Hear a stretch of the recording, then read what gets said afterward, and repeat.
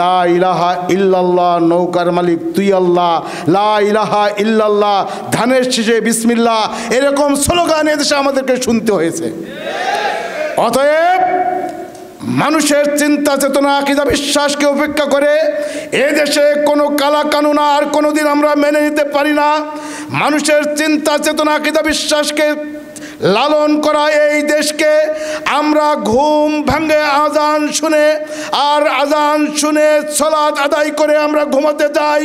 এদেশে ইসলাম বিরোধী কোনো অপতৎপরতা আমরা আর কোনোদিন মেনে নিব না।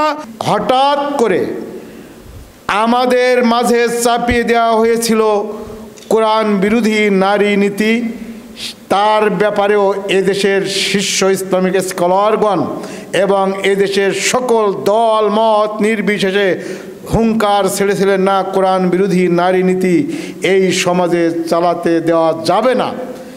কিন্তু সেটিও ওইভাবে ধামাচাপা দেওয়া থাকলেও হঠাৎ করে এখন আমাদের সামনে যে প্রাথমিক বিদ্যালয়ে 60,000 65,000 গানের শিক্ষক নিয়োগ দেওয়ার যে প্রজ্ঞাপন জারি করা হয়েছে, আমরা স্পষ্টভাবে আজকে জাতীয়ভাবে যে সেমিনার আহ্বান করা হয়েছে, এই সেমিনার থেকে এদেশের সকল দল মত নির্বিশেষে সকল ইসলামিক স্কলারগণের পক্ষ থেকে এবং যত পলিটিক্যাল পার্টি আছে যারা এদেশে লিড করেন, সকলেই এখানে ঐক্যবদ্ধভাবে যৌথ ঘোষণা দেবেন, এদেশে প্রাইমারিতে প্রাথমিক স্তরে অবশ্যই ধর্মীয় শিক্ষক নিয়োগের প্রজ্ঞাপন জারি করতেই হবে ইনশাআল্লাহ।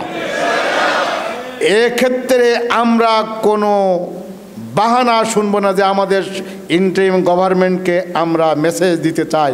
আজকে আমাদের জাতীয় নেতৃবৃন্দ একটু পরে একের পর এক যে দেওয়াল করেন না কেন ঘোষণা দিবেন ইনশাআল্লাহ যে ইন্টারিম গভর্নমেন্ট যদি বাহানা দেখায় যে আমাদের সামান্য সময় আছে, এই সময় এটা সম্ভব নয়, আমরা বলবো আপনারা যেভাবে সম্ভব চিন্তা করেছেন গানের শিক্ষক নিয়োগ দেওয়ার ক্ষেত্রে, গানের শিক্ষকের এই প্রজ্ঞাপন বাতিল করতে তো কোনো সমস্যা আপনার নেই। আর ধর্মীয় শিক্ষক নিয়োগের এই প্রজ্ঞাপন জারি করুন, যারা ক্ষমতা আসে তারা বাস্তবায়ন করুক, কিন্তু আপনাকে জারি করতে হবে। আপনাকে মনে রাখতে হবে 24-এর গণ আন্দোলনে যাদের রক্তের উপরে দাঁড়িয়ে আপনারা এখনো পর্যন্ত ক্ষমতায় আছেন, আপনি তাদের মনের অবস্থা, তাদের চেতনা, তাদের দৃষ্টিভঙ্গি, বিশেষ করে এদেশের মানুষের প্রায় 100% ধর্মস্থিত মানুষের চিন্তা চেতনা, বোধ, বিশ্বাস, আকীদা বিশ্বাসকে উপেক্ষা করে কোশ্চিনকালেও কোনো সিদ্ধান্ত জোর করে চাপিয়ে দিতে পারেন না। আমাদের এ দেশে এখনো কিন্তু মানুষ সকলে ক্ষমতায় আসতে গেলে ইসলামী বিভিন্ন স্লোগান অতীতে ইউজ করেছে। লা ইলাহা ইল্লাল্লাহ, নৌকার মালিক তুই আল্লাহ, লা ইলাহা ইল্লাল্লাহ, ধানের শীষে বিসমিল্লাহ, এরকম স্লোগান এদেশে আমাদেরকে শুনতে হয়েছে। অতএব মানুষের চিন্তা চেতনা আকীদা বিশ্বাসকে উপেক্ষা করে এদেশে কোনো কালা কানুন আর কোনোদিন আমরা মেনে নিতে পারি না।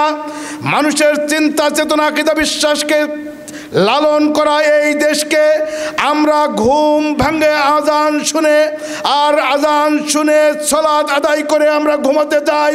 এদেশে ইসলাম বিরোধী কোনো অপতৎপরতা আমরা আর কোনোদিন মেনে নিব না।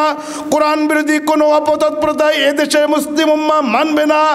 এবং 100% প্রায় ধর্মস্থিত এই দেশে শুধু মুসলিম উম্মাহ নয়, মুসলিম হিন্দু জাতি ধর্ম নির্বিশেষে এদেশে ইসলাম বিরোধী ধর্ম বিরোধী কোনো কানুন এদেশে কোনোদিন আর বাস্তবায়ন হতে দেওয়া যাবে না ইনশাআল্লাহ।